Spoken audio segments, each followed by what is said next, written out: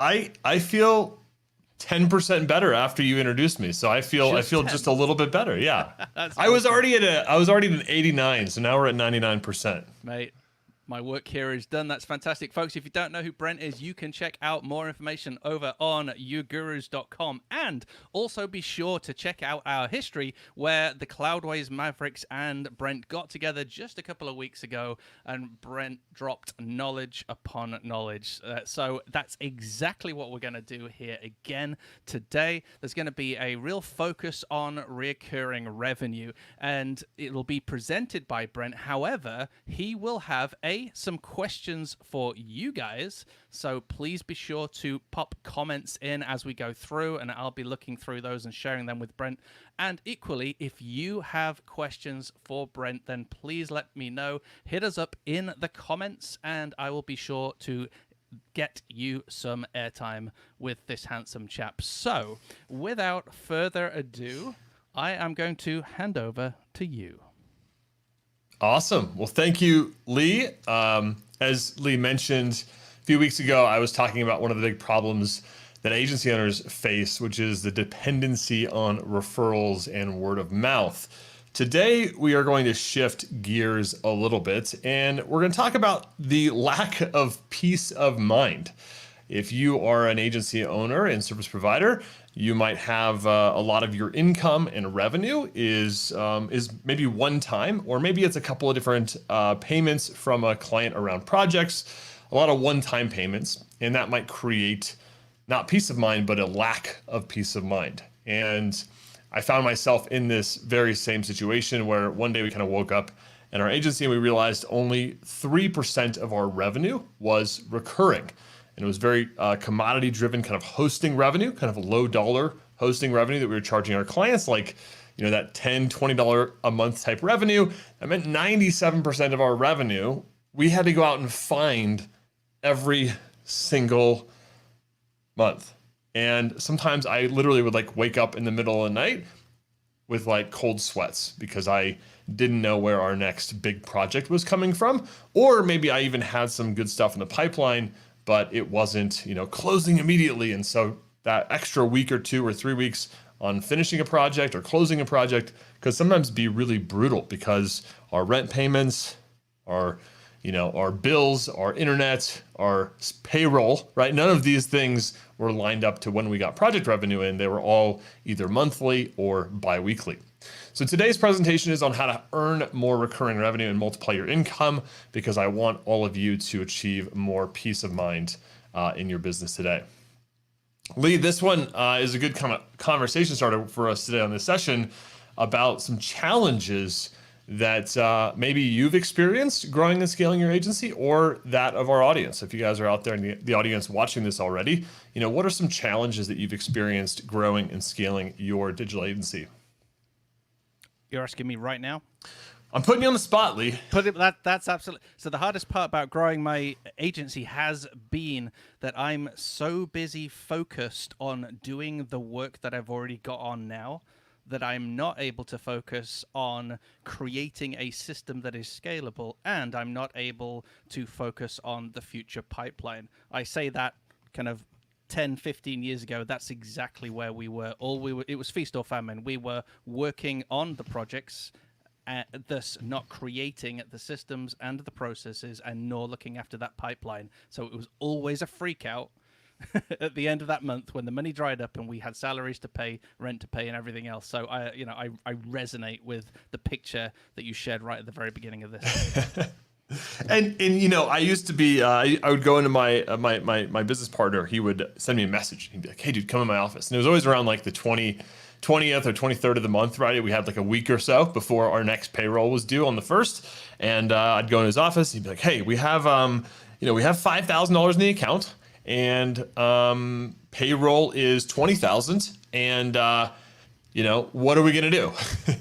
and so I always had to go into this mode of like inventing. I called it inventing money, where I would then go and hustle my butt off for the next week, and maybe play a little bit of a shell game with some invoices that we had to pay, and we would always find that revenue. And that kind of boots in the ground is what it means to not have peace of mind in your business.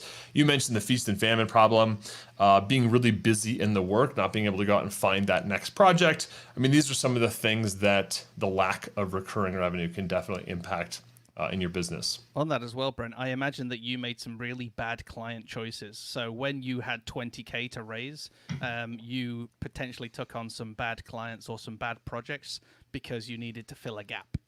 That's what I've, at least in my experience, found, that if I had money to raise, I would say yes to the wrong projects because they had a checkbook and I had a cash flow problem.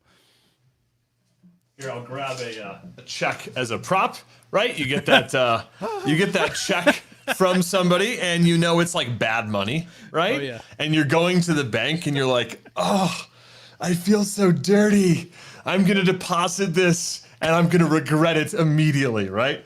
That's bad money, and I think when you don't, I've been told, an early mentor of mine said, hey, cash in your business and cash flow, it's like oxygen, and when you don't have that oxygen or predictability of that oxygen, you can start to make really, really bad decisions, right? You could imagine if you were kind of pushed up against a wall and you weren't able to breathe, like we would go into that fight or flight. We would make some crazy decisions about how to get ourselves out of that, even if it was somewhat damaging to ourselves. So we're gonna be talking about how recurring revenue today kind of helps with some of these challenges that you brought up, Lee. And maybe if any of our audience members jump on with additional challenges, happy to have you just throw those in as well, Lee. So Lee introduced me. My name is Brent Weaver. If you guys don't know anything about me, I'm CEO and founder of UGurus. We work with digital agency owners that are struggling to attract and win high-value, high-paying clients. I ran a digital agency called Hot Press Web for about 13 years. We had over 300 clients under active management, meaning they were either in a direct recurring relationship with us or regular repeat business on at least a monthly level. They were doing some type of work with us. Clients from small local restaurants all the way up to billion-dollar publicly traded companies like Anheuser-Busch and InBev, as well as Dish and some other companies like that. So we did have a lot of clients across a variety of different industries. And honestly, the first 7 or 8 years of running my agency, it was this. It was the roller coaster. Unfortunately, it felt like the roller coaster was more often pointed down than up.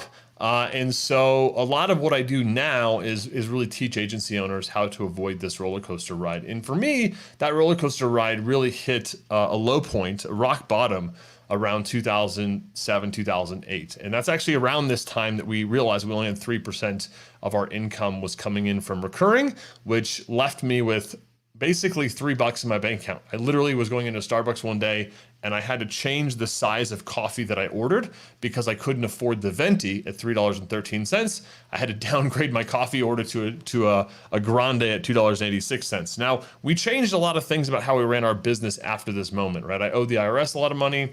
We hadn't paid our employees in a long time. And as I said, we only had 3% of our revenue as recurring. That's a really, really big problem. When we hit that breaking point, we had to change some mindsets around how we grew our business, and recurring revenue happens to be one of the pillars that we started to work on like crazy, and it made a massive difference for us in our business. It was actually one of the reasons that we actually started to double our business year over year from that kind of low point.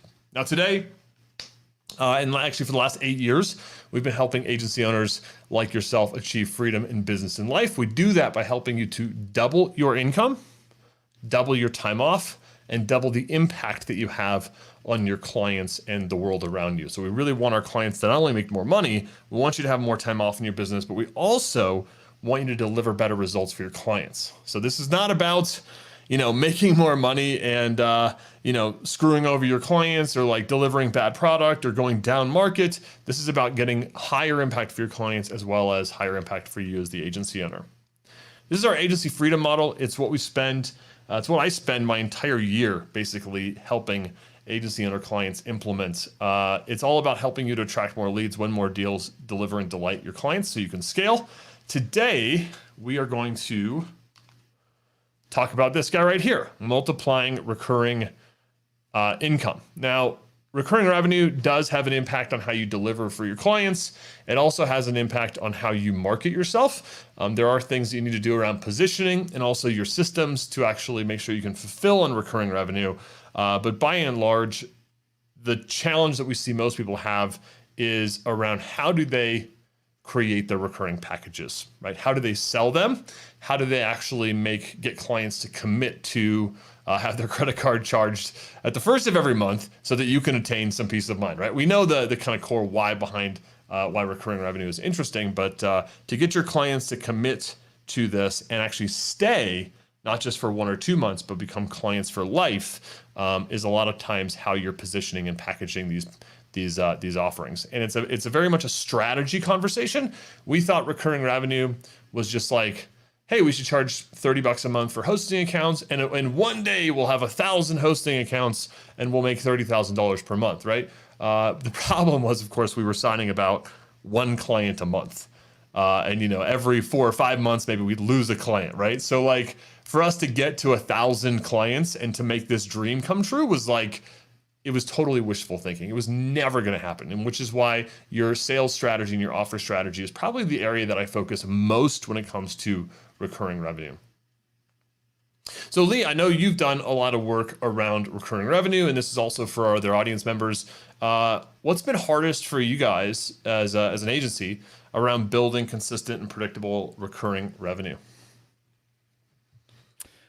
Well, for us, it was very much around pricing. We weren't sure how to approach our target market and how much we needed to charge.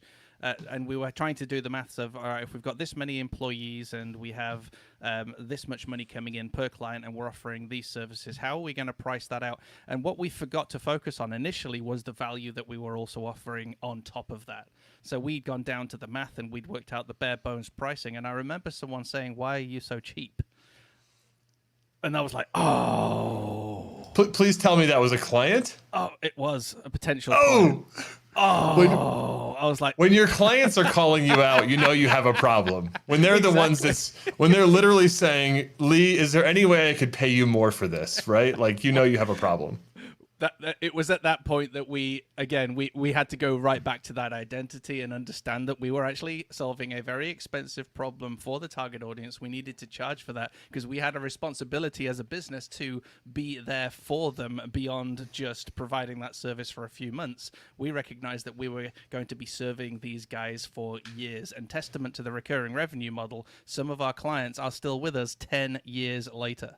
It works. We charge a significant amount of money. They're happy. We're happy. We're a strong and stable business that can look after them for many years to come. So, but we definitely had those teething issues right from the get-go because we at first considered recurring revenue for some reason through the lens of, oh, this must have to be cheaper. Until that client kicked me in the balls with that statement.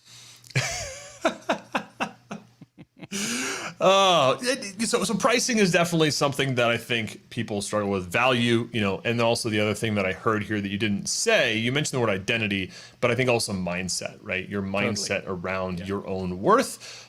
You could sit there with a spreadsheet and you could tally up the quote unquote value that you believe you provide, and maybe it gets to some big number. But if you don't believe that, if you don't really believe that, then that can be a problem for sure. So one of the clients that we've helped with recurring revenue, a guy named Scott and Craig, partnership at Blitz, they've been able to basically hit their revenue goals now for multiple years in a row. And not all of their business is recurring, but they do have a strong recurring offer. So they have kind of their one-time projects, and then they have their hosting revenue, and then they have their retainer-based done-for-you packages, which really accounts for a huge percentage of their revenue. And so when you put all of that together, where you have their kind of one-off projects, some of their speaking fees, and then that recurring revenue, it makes a huge impact. So this is kind of what happened to us. We went from 3% of our revenue to over 50% of our revenue was recurring, while we grew our overall revenue by 300%. So our business was growing, and so we were kind of chasing this number, and we went from 3% to over 50% while growing by 300%, and that's the kind of impact that recurring revenue can have on your business. So I think we understand, we want it, right? We all want it, but there's some problems, right? You have a lack of peace of mind, right? That's one of the main reasons that people get into recurring revenue to begin with, is because they feel like they don't have any predictability within their business. Their revenue is not consistent. I've seen businesses that are doing multiple seven figures purely on project revenue. And if you want to see some really lumpy P&L statements, like when you're doing that kind of money, like where 1 month I'll see a business make, $15,000, and then the next month they'll literally make like $250,000, and then they'll make like 13,000, 50,000, and then like 160,000, right? Like the revenue is not consistent. And it's not that that's like the end of the world, but it just impacts that kind of peace of mind and predictability with the business. It's really hard to do things like budget and plan when you have all these expenses in your business that are monthly, yet your revenue does not line up with that. Another problem I hear people say is they just can't land it. They don't know how to sell it. They don't know how to position it. They don't know how to talk about it. They're scared to. Lee, like you, I mean, your client's coming to you and saying, why are you so cheap, right? I mean, that's a fear that people have. Another fear that people have is that clients won't pay monthly, right? Like, and maybe you're equating your services to things like Netflix and Amazon Prime, which are mass market type of things, and you're scared that a client would not pay you $10,000 a month. Like a lot of people really feel uncomfortable with that idea of somebody paying them $10,000 a month for a service. And they'll say to me, like, there's no way I could offer a client a $10,000 a month package. And we'll talk about that here in a minute. So confidence is a problem, right? We've talked about that a little bit. Another problem that people have that's a little bit more tactical is not having packages, not actually having them ready and kind of to offer somebody, and they're kind of creating their recurring system maybe when they're actually in a sales meeting, which is not the right time. We want to create your strategy for your agency. We want to have you create your packages based on your market, based on your discipline, and we want you to have those sitting on the shelf. And one of the mistakes that people make is they actually close the door to stuff that they don't realize their client might actually sign up for. So we'll talk about this in a minute, but like there's some psychology around like 3 package offers. And so if you go into your client and you just pitch them a package, it's like, hey, $100 a month, and you think in your mind, there's no way this client would pay you $3,000 a month. Well, maybe they will. And I've been proved wrong so many times where I convince myself that my client's not going to buy a $3,000 a month package. And then we go and we put that, we put our offer in front of them and they flip it on its head. They'll say, hey, Brent, we love this we get that you're recommending the $1,000 a month plan, but there's some stuff we didn't tell you about. And we actually could use your help on this other stuff too. Let's go with the $3,000 a month plan, right? So we want to have our packages both for our own peace of mind, our systems and processes, but we also want to have that so we can sell a lot more stuff. I think most people make recurring way too complex. I see people that say, that take on quarterly rocks or annual goals of like, we're going to build our recurring packages this year. I'm like, wow, maybe we can let's spend 15 minutes. Let's just knock it out in 15 minutes. Let's get it done. And let's get you starting to sell. And let's not overcomplicate this because it really isn't that complicated. You can usually come up with your kind of first version draft packages I can do it like 15 minutes, but maybe for other people, maybe it's 30 minutes or an hour, right? I mean, this should not be super complicated. There are certainly ways to make it complex. When somebody starts opening up spreadsheets and creating like 5-year projection models, with probability and all sorts of stuff, like there's, all of a sudden you're making something that's probably for most businesses should be really simple. You're making it really complex. I was spreadsheet guy, by the way. You were spreadsheet guy. I was the spreadsheet guy, and it kind of paralyzes you if you start doing those 5-year plans and how much money you need to achieve to get X million or whatever turnover you're aiming for. It will paralyze you. So I highly recommend the 15-minute nail those packages and start having conversations. And I love that, Lee. I love that you admit that you were the spreadsheet guy.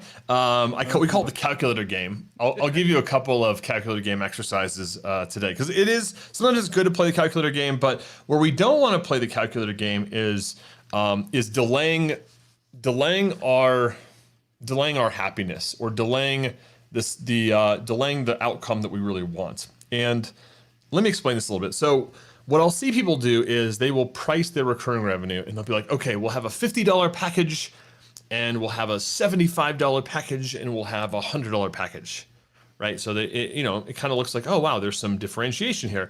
And they'll look at a model and they'll be like, okay, in year 5 with these 3 packages, we'll be able to cover our operating expenses. And that's just, it's like, man, what's better to do is have the right mindset around your recurring revenue. Generally speaking, understand how recurring revenue multiples work and price your packages so you're making lots of profit today. And then it just gets crazier and more fun over, 12, 24, 36 kind of months in the future, right? But we also want to create packages that are going to sell, right? And so we'll talk about that a little bit as well. So what's the opportunity that we have for you? Achieve peace of mind, a little bit of freedom in your business, right? Like when we did this and I got to stop having those, 20th of the month freak out sessions with my business partner. It was very freeing. All of a sudden, we were able to start working on some more interesting problems in our business. We were able to start like turning down the bad money where you're like, you know what, we don't really need that project anymore because half of our operating expenses and half of our stuff, I mean, really all of our salaries and all of our software and our systems and our rent is taken care of.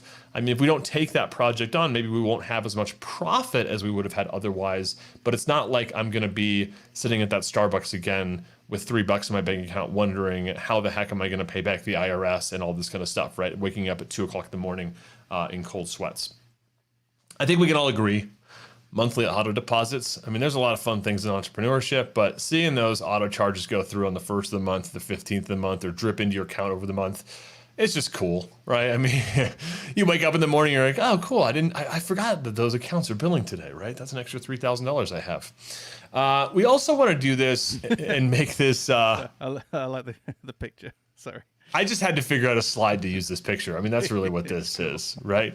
We want to make this easy for you, not hard. We want your clients also to be excited to sign. I would say, Lee, you guys are obviously doing a great job, which is why your client wanted to pay you more money. And that's what we want to see, right? We want to see your clients literally saying to you, I'd like to pay you more for this. Or just, hey, we're really excited to be engaging your company, right? Or if you're coming up for like a 12-month renewal, right? Or a contract extension, like, hey, we can't imagine operating our business without you. Like that's what some of my clients tell me is like year after year, they're like, we can't imagine what our business would be like without you. You are our first expense that it's not even an expense. You're in the investment category and we wouldn't ever think of not having this. You want to create clear client outcomes. You want to have awesome packages that sell themselves to some degree. You want to have easy sales to where this is, you have some scripts, you have some frameworks to do this. And this last point here is high value wins. I'll talk about this in a minute, but recurring revenue is not about for agency businesses, right? Now, there are businesses out there, Netflix, right? Disney Plus, where they are serving millions of customers. And so for them to create a plan that's, $6.99 or $100 a year, right? And they've got 20 million customers, right? That's big money. For most agencies, though, the amount of energy that you spend to go out and get one client, like your customer acquisition costs are insanely high. And so the amount of energy it takes you to get one client, if you're signing, one client a month, or maybe you're signing 2 clients a month or 3 clients a month, like you're not operating at scale in terms of volume of clients. And so for you to go out there and price your plans on commodity-based pricing, comparing yourself to a Netflix, a Disney Plus, a Amazon Prime, the software that you use or whatever to run your business, Proposify, whatever, if you're pricing your recurring plans off of these companies whose model is scaled customer acquisition, you're gonna fail at this. And so what we want for agencies is we want high value wins, right? High value work for high value pay. All right, so Lee, if you guys could have more recurring revenue, maybe twice as much as you have today, how would that help you? That would free up even more time for us to invest in some of the new projects that we have and our marketing as well. So I'm now picturing where we were at, and we started to sell recurring revenue, and we started to recognize that we were freeing up time. We were getting these, I think you called them auto charges. We just call it direct debit, but we were getting these amounts of money in every month, and our team was looking after that work, looking after the projects, doing the deliverables, etc. And suddenly we as directors suddenly had more time, and the more recurring revenue, the more we could scale the business, the more time we had as directors to kind of steer the ship, to have those conversations, to work out the direction of where we wanted to go, how we wanted to grow, etc. So for me, especially in the agency that we're running, which is Event Engine, although we have lots of recurring revenue, we're still looking to increase that, because that will allow us to reach and touch more event organizers, bring more people into our business, allow us to scale. And again, as directors, we're running this business not so that we can have our own jobs, but so that we can have a quality of life for ourselves as well as for our teams. We're essentially trying to build something that we do love it, but we want to be absolutely besotted with it, if that makes sense. Totally. I'm gonna have you come in and start pitching more of my programs, dude. You're perfect for sharing these takeaways. Because, dude, like, freeing up your time is big, and moving from maybe some short-term initiatives to some more medium and long-term. Whether that means, you mentioned marketing. So I know for myself personally, having more recurring revenue has helped me do some longer term marketing projects, like launching webinar series. Like the first webinar we did took us months to get that off. Creating some products, some things that we were able to, that took us literally months of work before we were going to earn $1. So it allowed us to kind of take some risks, go after some bigger fish. We actually signed Adobe as a client, and that took me, I had to get on a plane and go to San Francisco a ton and spend a lot of money on the front end. And even once we got into deal negotiations with them, it was a months long process. So just having that breathing room to be able to engage companies like that. So time definitely helps a lot of stuff, and also gives you that freedom to create products, to do more interesting things in the marketing front, or maybe just not work as much for some and folks. Just to underline that, so we have our regular recurring revenue product that's been going on for years now, but during COVID, we recognized a gap in the market and were able to therefore sell our digital venue. So this was something that we had the time to create and market to potential clients, because we already had the recurring revenue, we already had the team in place, we already had the systems and the processes. So us as directors and spare capacity within our team were able to quickly respond to that market need. We weren't trying to do it in the evenings and late hours. We were able to build something of real high quality that's already powered quite a lot of digital events now over the last few months, and again has allowed us to increase our revenue by 50% just in this year alone. So that's an extra 50% from a new product, which is still maturing, which is really exciting. Nice. And you have an existing customer base that's used to getting billed every month from you. So you can go to them, upsell, cross-sell. Yep. If you do have a moment where COVID happens, right? The next 100-year pandemic hits, you can downsell, right? So if people are, instead of them moving away from you altogether, maybe there's other things that you could do to deliver value for them. So those are all super good things. My client, Sayada, we helped her do this. And look, some of the worksheets and templates that I'm going to be sharing with you guys in the next few minutes are going to hopefully just help you do this stuff faster. So if you're working on recurring revenue, there's so much good content out there about recurring revenue, but my goal is that I just want to speed up the process for you. Like, I know every person listening to this is going to be able to find recurring revenue success. We want to help you get there faster, and we want to help you get there in bigger ways. So I'm going to be teaching you guys 7 hot principles. These are those things that are good to write down and take note of. There's some of those mindsets and lessons that you want to implement as you're doing recurring revenue, right? I mean, if you're going to start this process, it's going to take you a while to make recurring revenue happen at meaningful levels, but these principles are going to kind of take you there. All right, number 1. I was almost going to ask, are you ready? So maybe I'll go back. Hey, Lee, are you ready for the 7 hot principles? Are you ready? Yeah, I'm ready. All right. I was born ready. You're born ready. Sweet, dude. So number 1, start offering recurring today. it doesn't really matter what it is. I think every agency business needs to have some recurring revenue going on in their business, and you need to start today because recurring revenue has this weird compounding effect. And when I was in my conference room, when we only had 3% of our revenue recurring, one of the main things that happened for us was just the intention of saying, you know what? We need to build our recurring revenue. Now we tried a whole lot of stuff, and some of the things that we tried didn't work. Some things worked well. We obviously leaned more into the strengths and the things that we were getting success with, and we stopped doing some of the things that weren't working for us. But the intention was the important piece of putting a stake in the ground and saying, we're going to start working on this. Every month, we're going to do a little bit more work around recurring revenue, and we're just going to make this an intention, right? We're going to start to nurture that. There's this famous quote that the best time to plant a tree is 20 years ago. The second best time is right now. And I couldn't, because of the way recurring revenue works with, it's usually not going to be, if you go out there right now, if you're selling 10K, 30K, 50K projects that are one-time fees, I love those, right? But the reality is recurring revenue is something that builds over time, and the compounding nature of it is just something that takes some time to get momentum on. And so if you don't yet have recurring revenue, or if all the recurring revenue you have is like small dollar and it's just not adding up to a whole lot, then we just need to set the intention of building your recurring revenue over time. And I'm not going to spend a whole lot of time on numbers today. I know Lee mentioned that he likes to build spreadsheets.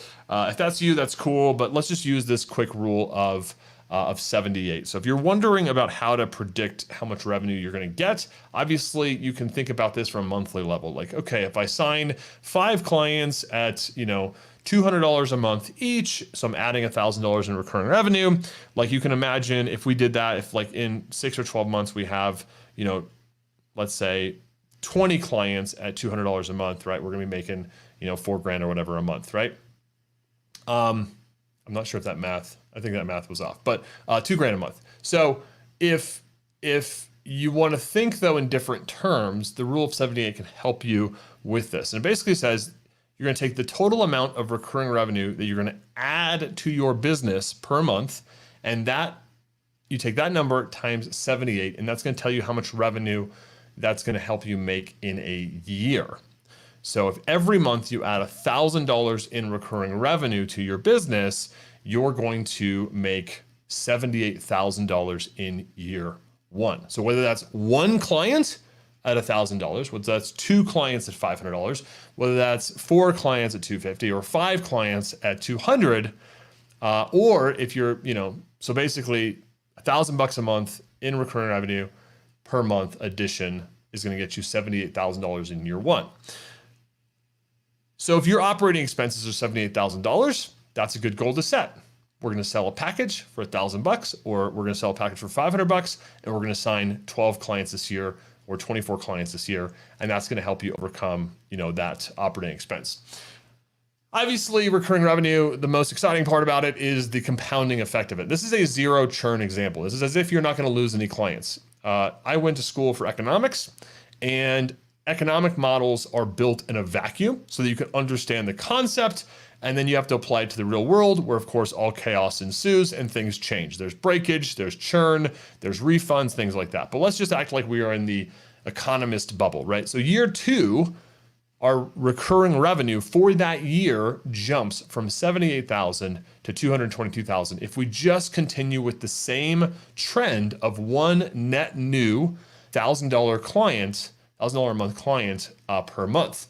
So that's incredible, right? So if you plant this seed this year, and let's say you're an agency that's running at $20,000 a month operating expenses, if you plant the seed this year, it's going to help your business. It's not going to cover all of your expenses, but in year 2, it's going to get dangerously close to covering all of your recurring expenses. Now, obviously your business might be growing. That was the case for us. We kind of kept chasing the recurring revenue growth. We kept growing as a business, but we kept increasing the amount of recurring revenue we did.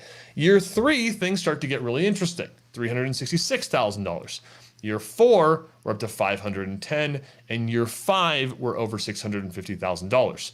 So when I tell people, I'm like, hey, we literally were doubling our agency's revenue every single year for 5 straight years. Recurring revenue was a huge part of that. because because of how this compounding effect works, right? When we went from having, 50 clients on some kind of recurring retainer to over 300 clients on recurring business plus one-off projects, that created an incredible trajectory for us. Now there's going to be breakage, there's going to be refunds, there's going to be cancellations, there's going to be non-payments, all that kind of stuff. But what we need to understand here is the compounding nature of this. If you're imagining your business in 5 years, if you plant the recurring revenue seed today, there's a good chance your business is going to have a lot more peace of mind. If you had $500,000 a year coming in through recurring channels, I promise you, like, I'm not going to say all your problems go away. You just get to work on more fun problems. I'll share as well. Our current churn rate on an average year is approximately 30%. So if you wanted to take these sorts of numbers and also then work out a 30% churn rate, that's going to give you an idea of the sorts of revenue you could be generating with this sort of model, and that kind of gives you a slightly more real world example. Like you said, this is at the in a bubble example, whereas that number is from our experience over the last couple of years.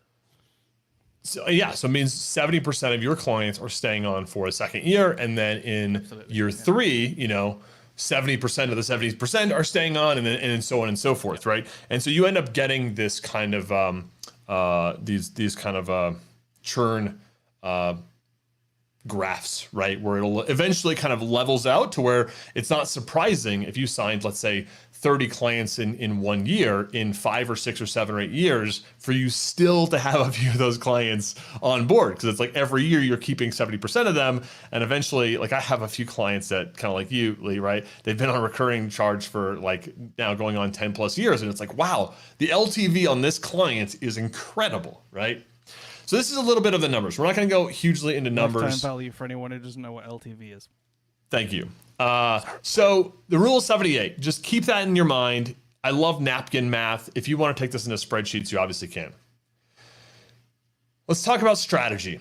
There's a lot of things that you can do differently when it comes to recurring revenue. There's not a one size fits all strategy. This is a tool I call the strategy mixer.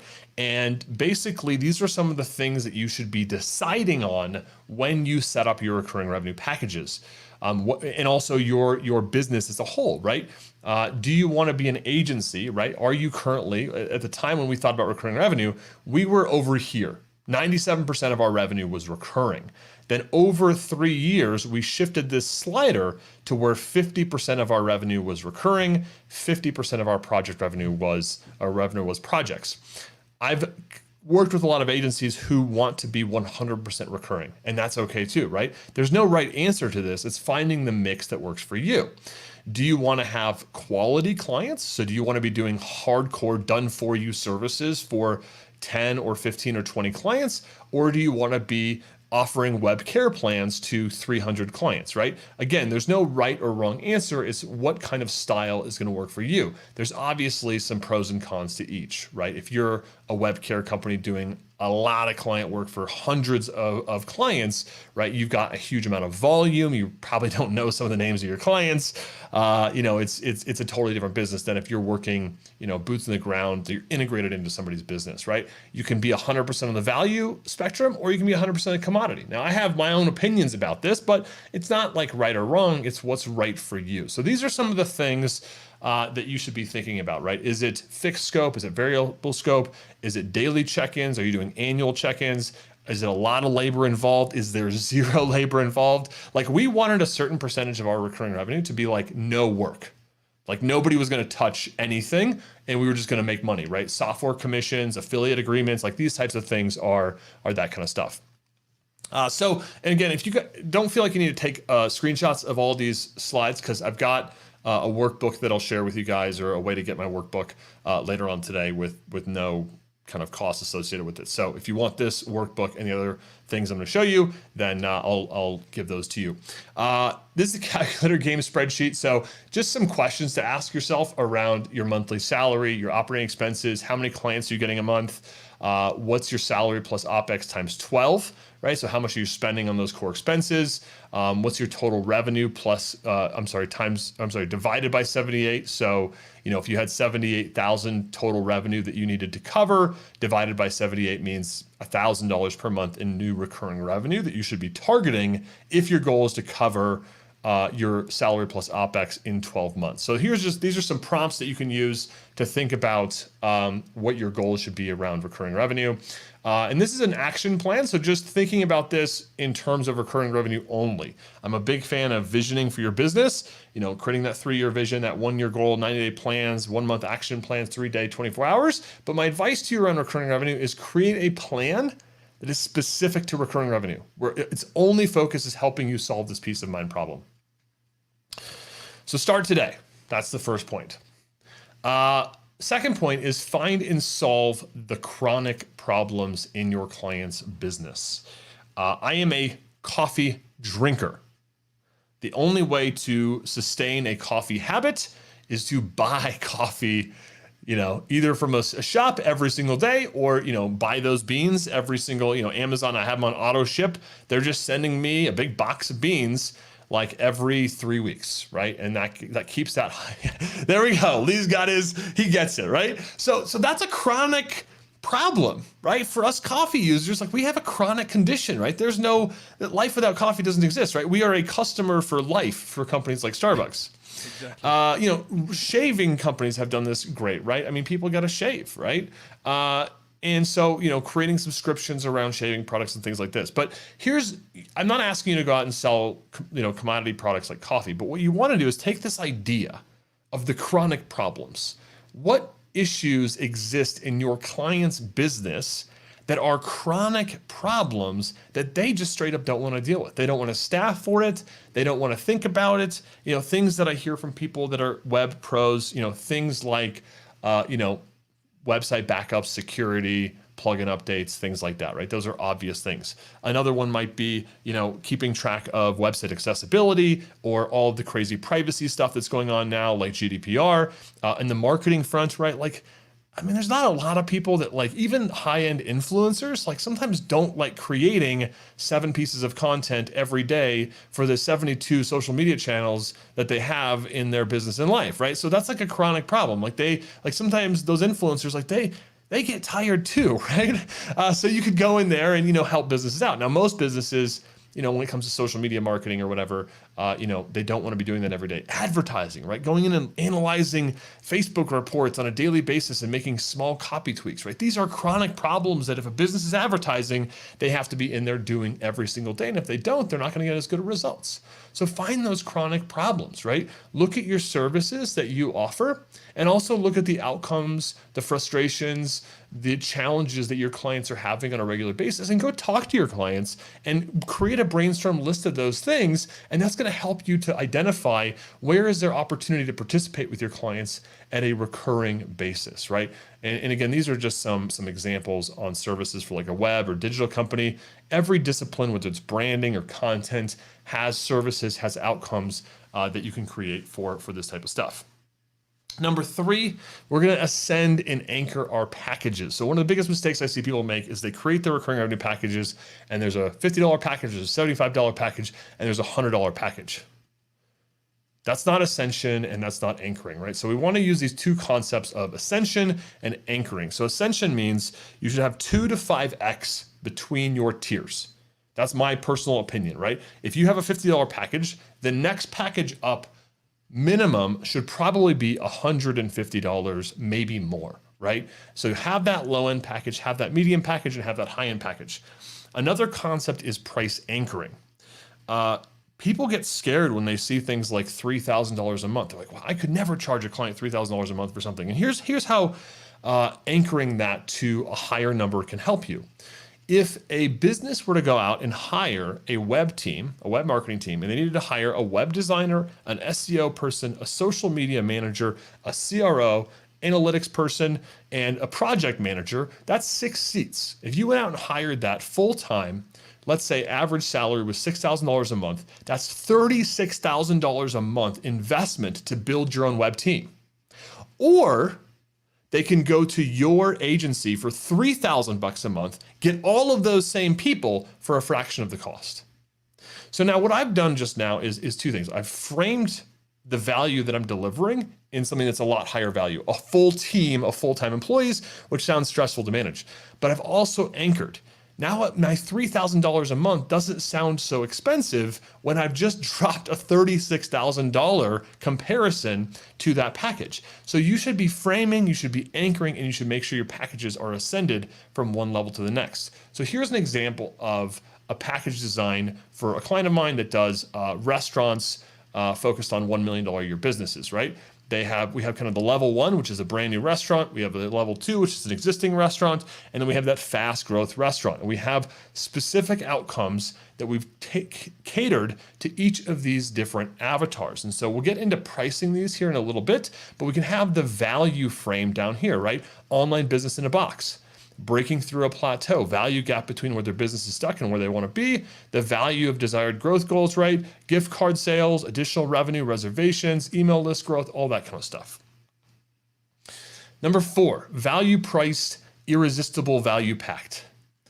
If your clients don't want to pay a lot of money for your recurring revenue plans, it probably means you're selling broccoli. Like, let's be real. Most of the stuff that you geek out on, like plugin updates, isn't actually that sexy to your clients. So I want you to look at your recurring revenue packages. If it starts to feel like you're selling broccoli to your clients, how can you upgrade that and make it more, chocolate covered strawberries, right? Dessert, right? How do you make it juicy and interesting and really more positioned around the value and the stuff that they care about, right? Even if you're selling broccoli, probably it's best not to sell the actual broccoli. It's probably best to sell the benefits and the value and the outcome. Like, hey, have a beach body in 6 weeks, right? That sounds a lot more interesting to me than, hey, eat broccoli for the next 6 weeks, 3 meals a day. So look at the value you're pricing into your packages and also try to make your packages irresistible. If it feels like you're selling broccoli, that's a problem. So how do we do that?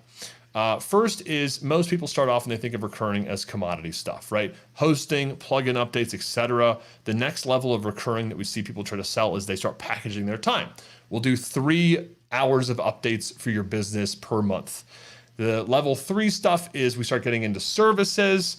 Services could be like, hey, we're going to help you manage your website, right? We're gonna be making constant updates to your website every month, trying to improve performance, doing whatever updates you need. Then we have results, right?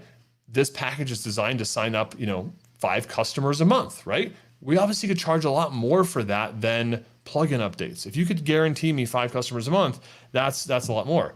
Then there's the guarantee level. If you can get to the point where you can guarantee somebody 5 clients a month, you can charge them a lot of money, right? Like that's the ultimate place we want to get to. Cool. So one of my clients, high value recurring retainers, they've got everything from, $400 or $500 web care plans up to thousands of dollars a month in recurring for their clients. I get an update from them every year, and they're doing now multiple 6 figures in recurring revenue for their business. So we want to create that for you. Couple more points here. I'm just checking the time. Want to stay on point. Want to get you guys all the good stuff. Number 5 is aim for 3. So if you have 17 packages your client can choose from, get rid of 14. Have a small, have a medium, have a large. And I'll talk about how you actually decide what your small, medium, and large is. It's not based on how can I do more stuff. It shouldn't just be, put a little bit of stuff in column A and a little bit more stuff in column B and a little bit more stuff in column C, but we want to actually create 3 plans for all of our recurring packages. It might look something like this. So starter, accelerator, growth, website, on-site optimization, monthly website updates, and then starting to move up to a dedicated account manager, doing some additional marketing, and then going in and doing a lot more stuff, right? So this would be a typical 3 package setup. But here's the key. When it comes to pricing, and you mentioned this earlier, Lee, and I just want to hit, this is like I don't even think about, I do think about value around pricing. That is important. What you're delivering, we obviously don't want to offer anything that's going to be unprofitable. So we want to make sure our costs are covered. We want to make sure that we're pitching on value. But here's the trick. Here's the Brent Weaver trick. We want to price your avatars. So you want to price the avatars of your market, not what your services cost. So if you have a business that is just starting, they're an avatar. If you have a business that's been around for 3 or 4 years and they're one location or they're doing $1 million, that's another avatar. price a package for them. The third tier might be a high performance business that's doing $10 or $20 million a year. They're your third package. So your packages aren't even based on the value that you deliver. It's literally based on the avatars of your market. And the reason we do that is because that creates an ascension plan from the business that's just getting started. They become more successful. They're going to graduate to your next plan. Then they're going to graduate to your next plan. If your recurring revenue packages are $50, $75, and $100, that's the same customer. A customer that can afford $50 a month can also afford $100 a month. I would even argue the customer that can afford $50 a month can probably also even afford $500 a month. It's going to be a stretch for them. Can they afford $5,000 a month? Now we're talking about a different buyer. So we want to price to that next package because we want to figure out who are our customers, which customers are at which segment of the market, and our plans should map that segment of the market, right? So back to these packages, right? How would I price these? And actually when I do this with clients, I do this opposite. I do the pricing first, and then we design the packages up from the pricing, which sounds probably different than what most people do. They list out all their stuff and then they kind of price from there, right? So this is an example of 1,000, 2,000, 5,000, right? So here we are on the left-hand side, you're a restaurant or whatever, a business just starting out. We need to give you a business in a box. We've got our next package up. It's 2x the first package at $2,000 a month. And then we're going to 2.5 times for that top end package, right? So we've got good stretch between each of these plans. The chances that your starter customer and your growth customer are the same level of business is very, very rare, right? The starter customer is going to self-identify with, oh, I'm there. And that's what you want. You want them to self-identify, and then you want them to aspire to get to your next plan. And then you want to have a plan to get them there. So I've given you guys a couple of these example documents. I've got a couple more key points before we close out today. If you guys want the recurring revenue handbook, I hope you do. Drop me an email, brent@ugurus.com. Just say, I want the handbook. I'll give you all those slides with the examples, and I'll include blank versions of all of those workbooks on an editable PDF. I swore you said 7. I did say 7. And that was 6. And you that was hated 6. on Oh no! So make sure you guys grab that doc. All right, number 7. Oh, right, okay, and we're gonna do you even better, Lee. All right, so so make sure you guys get that handbook, Brent@ugurus.com. Number 7 is activate your relationships. Whenever I hear somebody say, "I want passive revenue," it makes my head explode. I want you to get rid of the idea that there's anything called passive revenue. Unless you are a stock investor, unless you have rental properties that are managed by a company, when it comes to running an agency business, you have clients. And you need to take care of your clients like you are a concierge at the Four Seasons. You need to know all of your clients, be in constant communication with them, and be working to ascend them to your next plans. You need to be activating those relationships.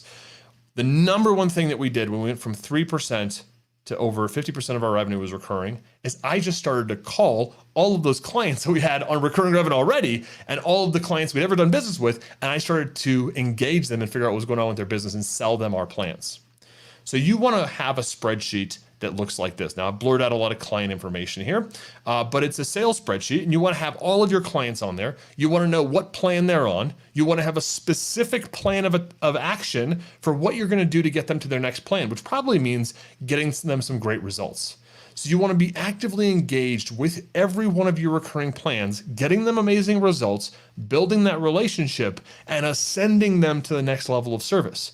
Which means you're probably going to have to level up how you market, how you sell, how you deliver your products and services. So when we started to do this and go from, setting these goals and activating these relationships, I mean, literally I had clients that like when I called them, they were billing, we were billing them $50 a month. And then I called them and they'd be like, wow, Brent, I haven't heard from you in 3 years. I thought you guys forgot about me.